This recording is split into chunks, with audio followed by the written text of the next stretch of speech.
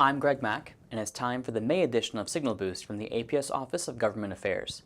The House Appropriations Subcommittees have been busy on the budget for fiscal year 2019. Overall, this is good news for science. They've proposed that the DOE Office of Science be increased by 5% and that NSF also be increased by 5%. I want to read you some of the report language for the Commerce, Justice, and Science Appropriations Bill, which NSF falls under. The report says that this investment, quote, shows the committee's support of science, the academic community, and the next generation of scientists, mathematicians, astronomers, and engineers across the country. The committee underscores the importance of basic research that both improves the lives of Americans and expands our understanding, end quote. NIST science didn't fare quite as well in the proposal. It's been slated for a 1% cut. I'll remind you that the White House proposed flat funding for NSF and the DOE Office of Science, meaning the same as last year, and a 21% cut for NIST science. It's great to see that Congress is so far rejecting these proposed cuts like it did last year, and that's of course in part due to APS members being advocates for science. We'll have to see what the Senate's proposal is.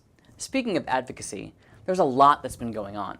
Last time, I told you about the House's Prosper Act and how its changes to loan structure were bad news for student debt and grad school. APS now has a petition circulating asking those at colleges and universities across the country to sign on, opposing the bill. The petition will be delivered to Senators Lamar Alexander of Tennessee and Patty Murray of Washington. As part of this effort, APS worked with two APS member grad students, Justin Powell in Tennessee and Schwa Sanchez in Washington, to write op-eds about the impacts of the bill.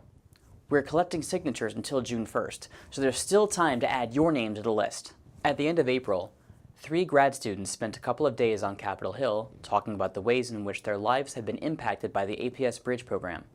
The BRIDGE program, operated by the APS Office of Education and Diversity, is an effort to increase the number of physics PhDs awarded to underrepresented minorities.